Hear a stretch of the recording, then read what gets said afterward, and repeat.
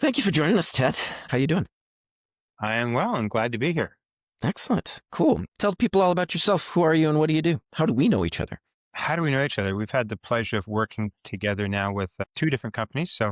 Generally I'm kind of a startup sort of head of sales and marketing, person. So usually kind of a chief commercial officer type role or head of, depending on title, head of sales and marketing for generally companies that are more working on kind of blue sky, type of opportunities. So very kind of new, innovative solutions, and most recently more AI and gaming type of products and services.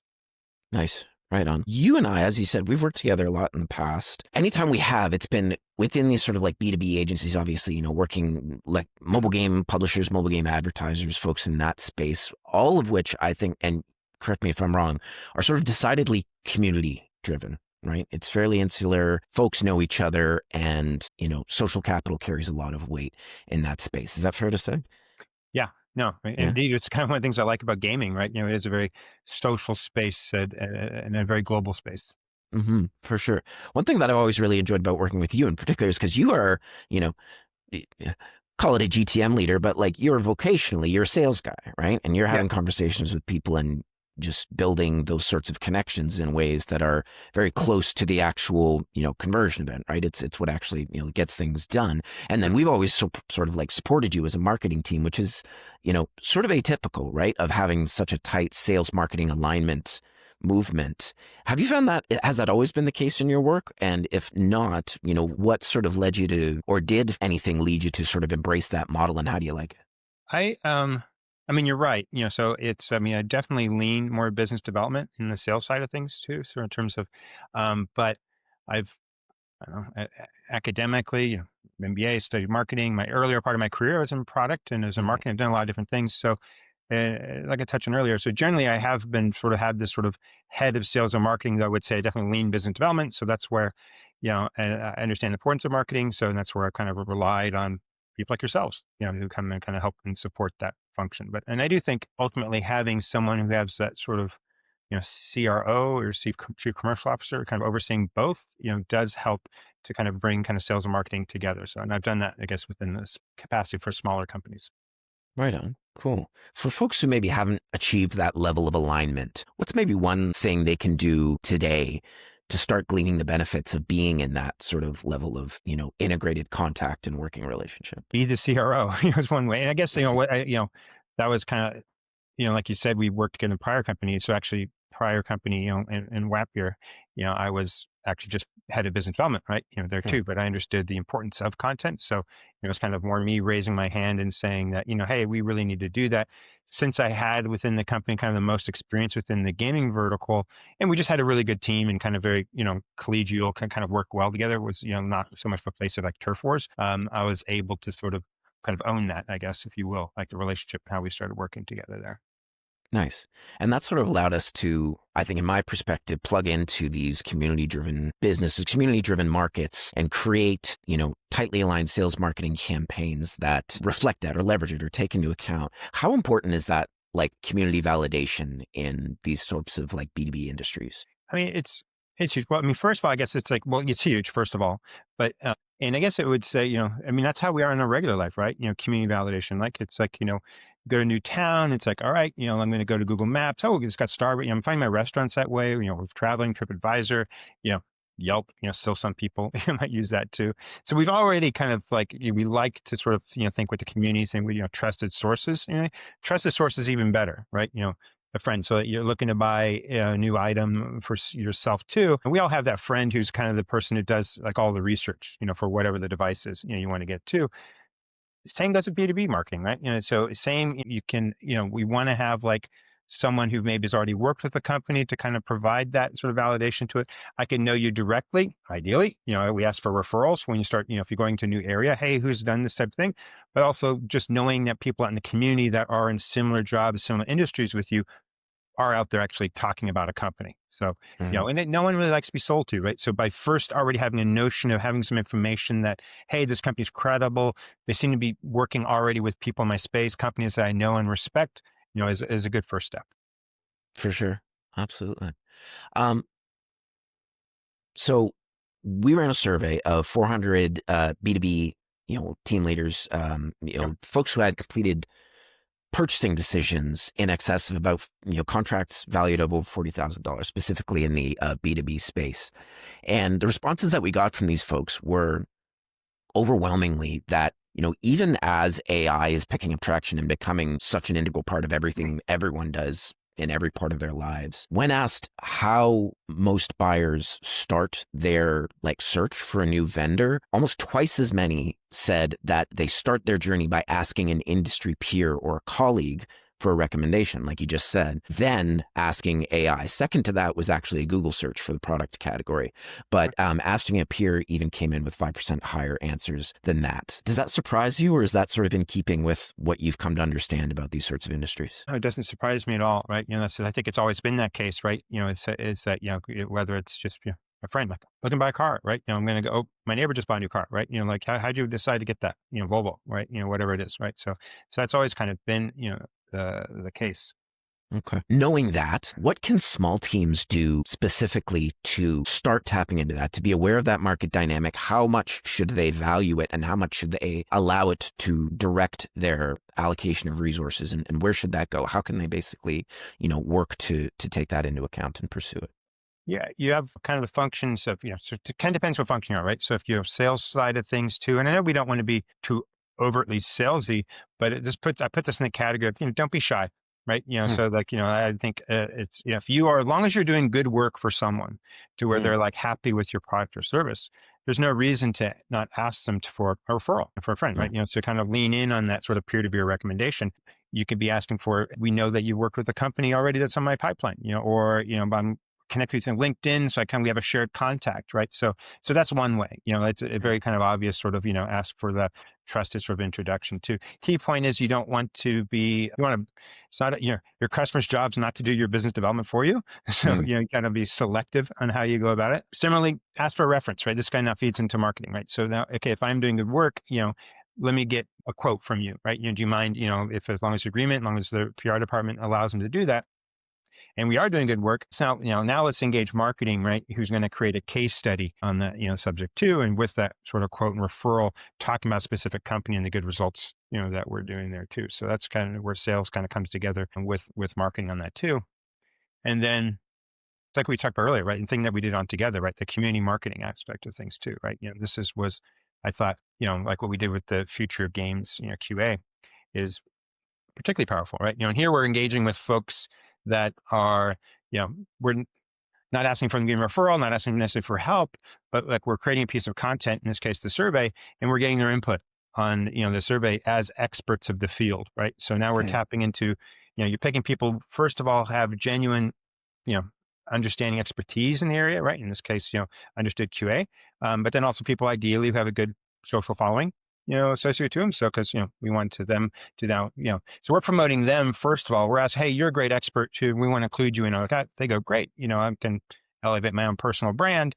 With that, we promote that, through our social channels, but then we also leverage their own networks too, as they also share sort of the good work that they did with us together too. So Total. that's one way.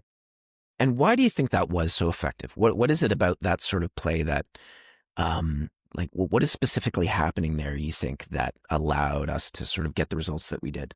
I mean, first of all, I think it started with just a good piece of content, like anything we do in marketing, right? Like if it's a quality content, in this case, we got back a lot of really good and interesting, survey results, right? So, but instead of just, we could have ended there and say, hey, we got a survey, we got some data. But then, I think what, we did in terms of, together in terms of actually now tapping into sort of experts of the field to get their own insights. So again, like I said earlier, genuine expertise in the area of social, and then they also had their own social following, right? So we knew, when we invited them to join, we already knew that they were active on LinkedIn and sharing their points of view. So then that allowed us then to amplify this through their own network, right? Because at the end of the day, Right. people follow people more than they follow companies, right?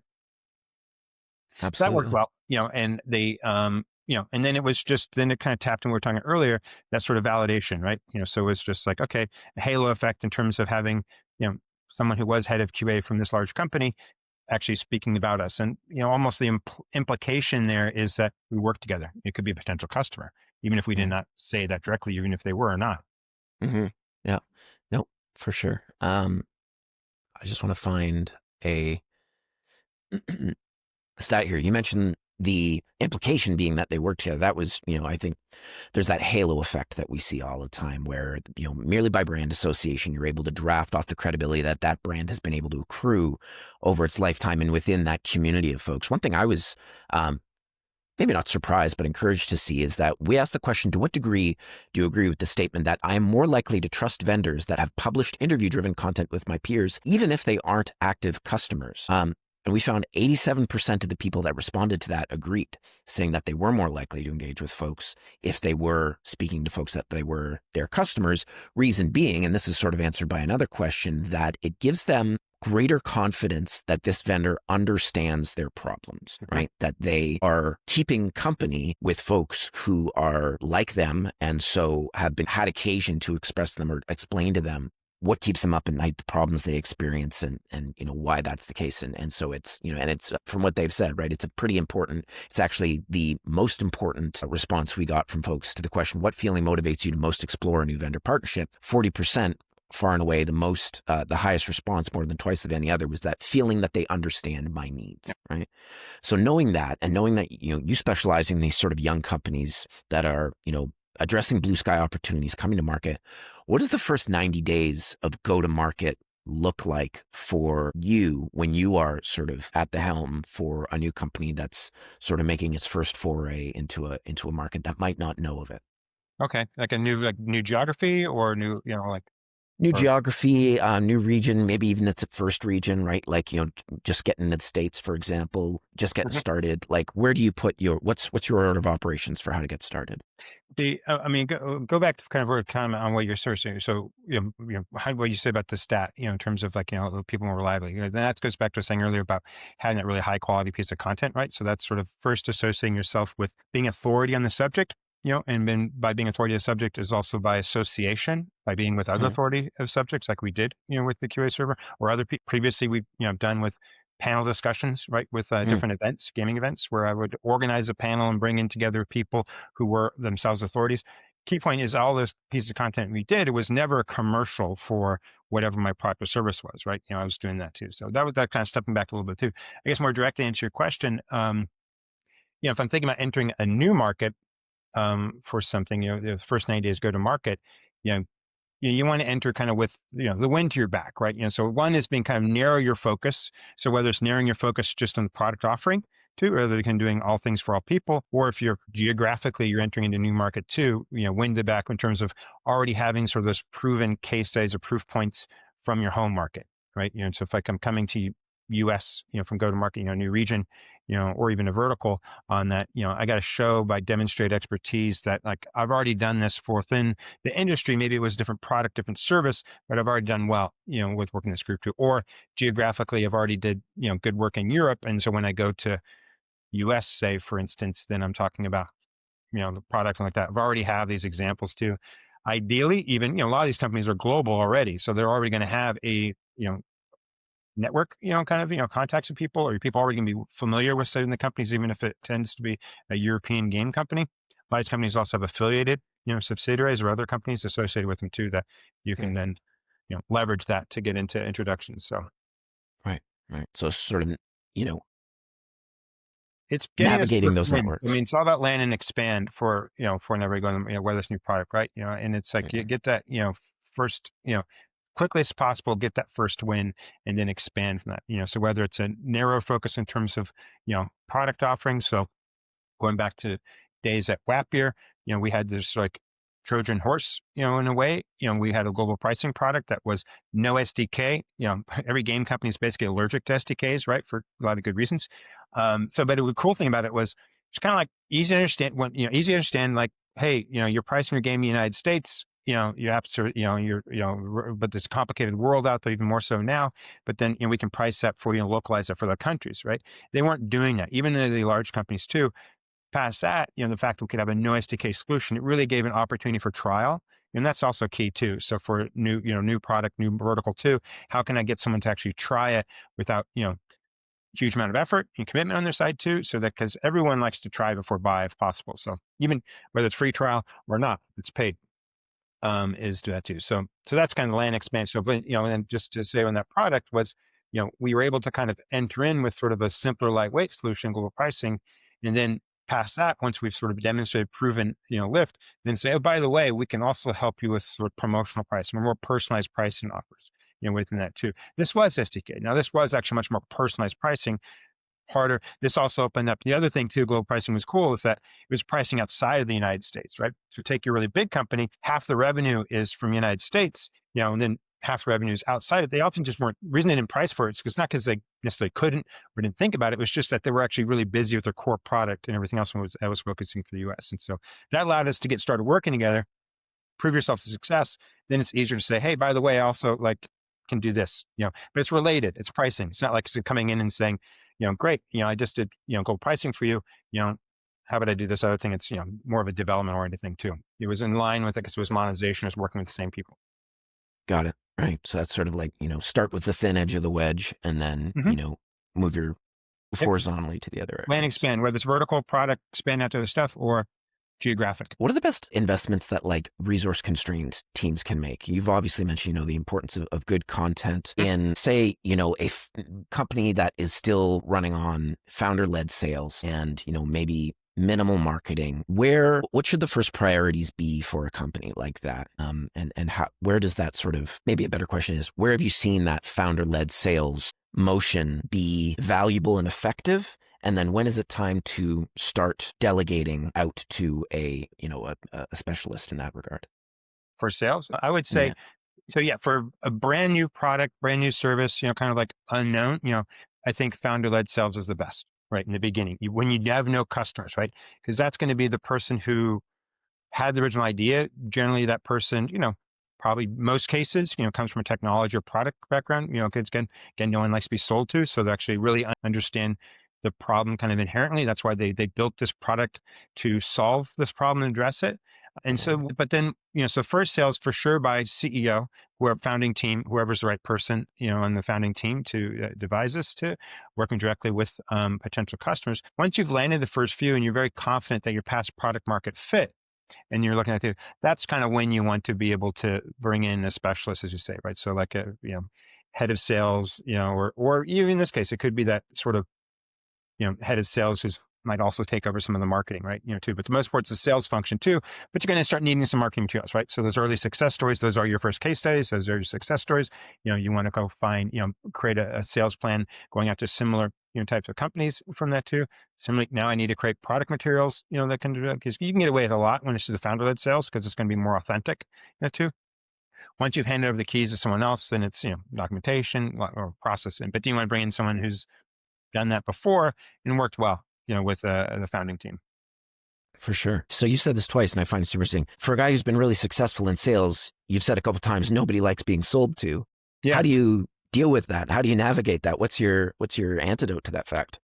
Being incredibly charming. No, I guess it's, no, seriously, it's the, you know, well, one, this goes back to what we earlier were talking about the community marketing, kind of if there's already marketplace validation that we are, like, oh, I've heard, before we've had the first conversation, yeah, I've heard of you, or ideally it's like, yeah, like, if you're doing a really good job with community, and we did this together, with Model, right, with the Future QA, it's like, we saw just a big improvement in terms of the quality of the inbounds, right? So if you're able to use marketing and to, pull in people of interest too, then again, I'm here to understand your needs, and then to communicate sort of features and benefits, right? And then really, and also, and then for the early stages, generally want to like actually find fit. Like I'd rather not, if I know it's not going to work for you, I'd rather not sell you, right? Because you're first customers, right? Because one, it takes my time to get you set up too. That word gets out. One thing I've learned, particularly in gaming, right?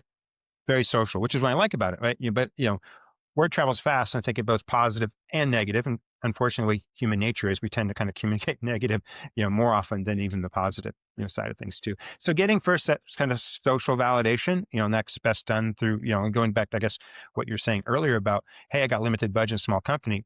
I always, let's say, start with thought leadership content, right? It's creating content, putting it out there. People follow people more than companies. Ideally it's the CEO or, maybe later it's the head of sales who's actually putting out this content in terms of, the company. Here's my point of view on this subject, that's in a vertical too. Here's our product and services. And more of it becomes about, the industry and what's going on. So people follow that because they know that you're always going to have very insightful things more than it is about features. Oh, great. I got a new update to my thing. People don't care about that right now too. So establish that credibility first. And then, and yeah, we're not really selling to people. We're trying to find a, kind of mutually beneficial relationship or partnership, with this too, to where I know that, you have a pain, you have a problem. I have a solution to help make it better. Right. Well, that makes total sense. You mentioned authenticity and how that's sort of a benefit of a founder-led sales movement, right? Is it possible to delegate authenticity, or have you found ways of extending that authenticity out into a GTM team sort of at large? I mean, you have to at some point, right? Once you're, so, the authenticity is first generate, but once you're past product market fit and you're already having some content, like you have some customers, right? So then now, so you have credibility. So that part of authenticity comes from then the idea, now you have credibility, right? Now you have some sort of validation from the marketplace saying, yes, I work with them. And this all comes back to the most important thing, even before you start doing any of this stuff too, have a product that works, right? So I would go, go slow.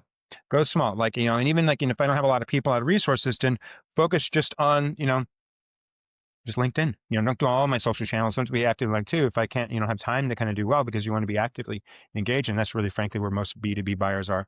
Anyone's, that's one there too. But then you can delegate that, but that's also hiring, right? So as someone the same mind, and then making sure that, whoever's, brings authenticity, initially the CEO or CTO, whomever it is, one of the founding team too, that they're still remain engaged. So even if they don't necessarily own it or driving it, and I don't think they should, once you're past kind of market, when you're trying to scale out the business, they should no longer own it. Really, I think it's critical to have that sort of head of sales and marketing, or marketing, that would ultimately own that aspect thing. But it's through the relationship and getting that engagement, like, we'd have weekly calls together, but then, once a month, we brought in the founder, right? And that was the person who was the head, and through conversation, we get those little, nuggets, those little kind of things of quality. Then that's an opportunity for us to create content, and then let that person review it, too. So you can still do it and scale it without other people kind of running their program, without necessarily having to, burn a lot of that individual's time. Totally. So we've talked a lot about the importance of community, authenticity, credibility in the B2B space. Do you think that's becoming more important or less as AI tools come to represent a very large percentage of how work gets done in the B2B space, or in any space, right? Like, how is that importance changing, or is it? I don't know if it is. I mean, necessarily. I mean, AI tools are getting important, so now we're all like investigating, looking to it. So similarly, it's like, which AI tool do I pick, right? Mm, Type thing, because it's going to be a tool. So it's, same sort of process. Via validation. If people are talking about a specific service already out there, whether it's AI or not, I'm going to have that sort of social validation, sort of peer review, from it. got it, got it. What is the wrong way for B2B go-to-market teams to use AI right now? Like, what do you think are you seeing any examples of folks really just maybe missing the point, or not getting the full value out of AI tool sets at the moment?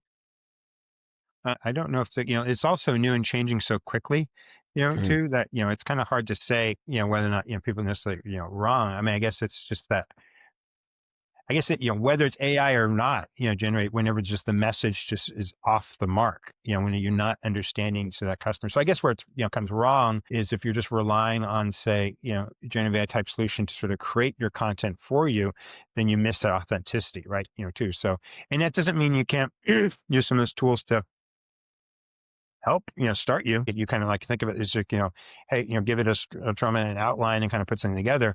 But, you're going to need to edit, review, and know what you're putting out there in terms of content beforehand. looking forward, how do you see the B2B space changing in the future, right? Like, I think there's a lot of a lot of conversation happening around B2B influencer as a dominant strategy for a lot of industries, not all of them, because some of them just don't have that level of discourse. But how do you see the sort of the B2B sales and marketing environment changing over the next, say, 5 to 10 years? What we've been talking about becomes more important, the idea of community, right? Too, because we are kind of, busy. So I think where, it's not new, thought leadership content's been out for a long time. We've been talking about that. We talk about, the value of community, but it's been kind of buried within the marketing function. Not buried. I'm not saying it goes away from the marketing function too, but I could see, instead of talking about, marketing qualified lead, too, which, might have been come from community too, we start talking about community qualified leads, and we start talking about, Mm, and really then you start tracking it,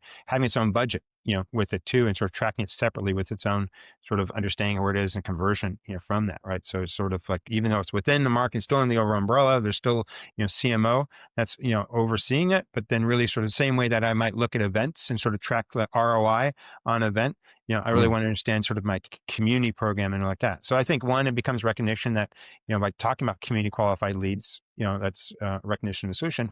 Going further out, let your community do your marketing for you. mm. But this also goes to having, not in the early days, not like, hey, I'm not past product market fit. You only want to release it when, okay, your SaaS solution, I got lots and like thousands of customers now, or whatever it is, stuff too.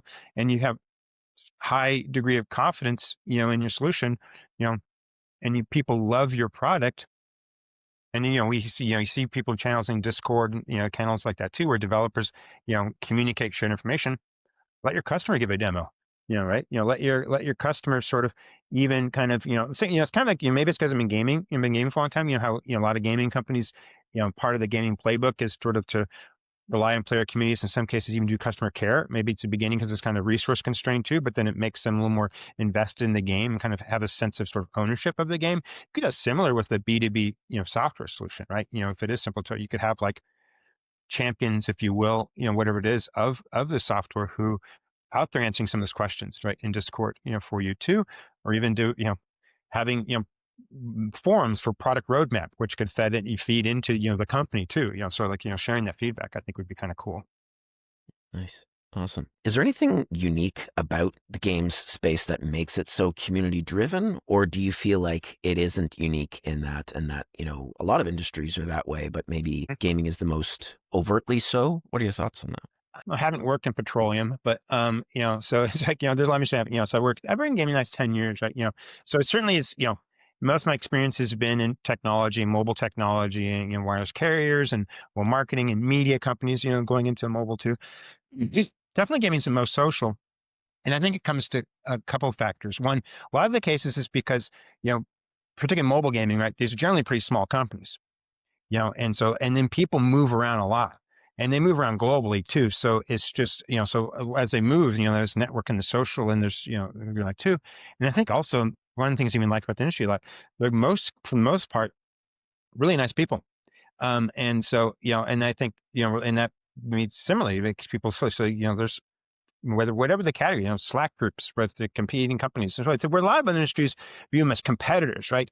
I think within gaming, it's less so. It's like, obviously you're competing, but there's a little bit more of an all boats rise, so whether if it's like Apple's doing some sort of change, to its policies of too, gaming, all like we're comparing notes, right? Because, the really big people out there in the whole industry, I'm not necessarily worried about like another really bigger game company. It's, other players like say Apple and Google are very dominant, in the whole industry too, right? Too. So, so I think it's just a friendly sort of environment that where people kind of, share information.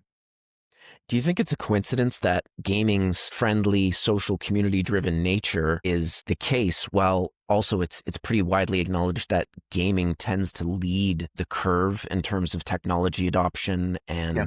and, things like how, ad monetization and UA are handled? Do you think there's a relationship between those two dynamics? I mean, there is in the sense that, more than say other form, finance form of entertainment, right? But like, say, more than say, movies or kind of music, the artist, for making music, they not necessarily, create the CD, whereas the artist within the, game developer, right, also has to be technical, like has to build it, right? Software. So there's, from the earliest days, and right, you have to, there's still it's a piece of technology more than just, recorded output movie or just, film, the way it was done. So for that's the beginning. And those people, kind of most critical, for a company, game designer and that sort of, so it kind of comes out, from there. So they, most, game companies tend to be, creative or product kind of led, in some ways for a lot of technology led, for a lot of good reasons, I think. No. So related to that too, and yeah, they've always been looking for technology solutions. So back to UA, right? Things too. So that's all. And it's also a necessity, right? Because when you're thinking about, hey, I'm a small company with limited resources, but it's a really competitive industry, more so than other things too. Now you got to be like, clever, in terms, and I think there's just more of a willingness to try, new things, technologies and things, out there than maybe in other industries. Oh, yeah. Sure. Um, Flipping things for a minute, right? And I think this may be one of the last things, and we'll wrap up. But as a GTM leader, you yourself are often tasked with sourcing vendors, tools, solutions, finding the right solution to a problem. What does your own sort of discovery journey look like when you are trying to, find a new tool, find a new vendor, find a new platform? Um, what does that look like for you in the past? And, do you plan on changing that anytime soon, or how's that gone? No, I mean, I guess maybe it had to, it's maybe it's kind of largely what informed maybe my earlier comments about trusted source. So like I am that guy who will go to a trusted source. Like, it's like hey, I'm buying a new digital camera. Like, which one of my friends is really into digital photography? And it's also the kind of person who's doing a lot of research. Like I don't really want to do all that research, right? Stuff too. So that I do like to go to a trusted in my personal, like when I come like that too, but certainly in business. So like if like, hey, you know, how we first started working together. I asked someone who I thought was pretty good at, marketing, who said, like, I really want to start doing some marketing, some thought leadership content. Who can you suggest? So it was with your prior company, right? And that, we first met and worked, together too. A Right. lot more so that than say searching, for Google. Now it helps that also being, so past that, if you don't find that introduction, hey, I know these people, I work personally with them, they're really great, then there is going to be that sort of peer sort of validation. So, oh, they are at industry events. I see them Right. talking to them, or they're talking to bigger companies than mine are using them, type things, right? Or people whose marketing efforts, if it's in say marketing agency, like, oh, really, well, they seem to get a lot of mentions in the media. I read about Mm. them, all the time in GameSpeak, type thing. Who's their PR person? That's if I don't have that sort of trusted recommendation too. Right, right. Yeah, that's in keeping with, again, sort of what our survey um, Yeah. found. We found, like, asked, what channel do you think you're most likely to discover a new vendor? Okay. Number one was LinkedIn. Mhm. Second was Google, then YouTube, and then AI. But LinkedIn far and away was the highest with like 36.5%. Then Google dropping down to 21, YouTube 12, and AI 5.75. Yeah, I don't, like, and maybe it's just a function of that, I have, a lot of experience now, been doing this way. It's worked well for me in the past. So it's like a little bit like, hey, it's not, so, that's not trying to take anything away from AI. So using AI tools, but then even there, I'm kind of like using AI tools that are like, well, it's on a list of, hey, you should go check out Gong, right, within, if you're, in a RevOps, type of role too, right? So too, Right, so it's because that is that sort of media sort of social validation. People already right, use other people using the services that kind of make me want to like go investigate, and learn about it. right, right. Awesome. Okay. Well, thanks so much, Ted. Appreciate you taking the time. Anything else you wanted to sort of add, or parting words of wisdom you wanted to throw at us to put a bow on this? You kind of want to lean into sort of, as you are doing your validation and stuff too. Key thing about building kind of buyer confidence is not just that validation, but I think also kind of by engaging with people who would potentially be disrupted themselves. Hmm. Right. So in the same way, like we did with the future games QA, right? It's like, it wasn't just, because, you first you think about, hey, AI, in helping with game development and QA, a lot of people's first sort of thought might be like, oh, you're going to get rid of all the jobs, and that's because that's what me is talking about jobs. And I'm not saying that, AI is not going to get rid of jobs. Certainly that's true. But, from the view of model, right, in the company working there, we were more about kind of taking over more mundane, tedious aspects of that.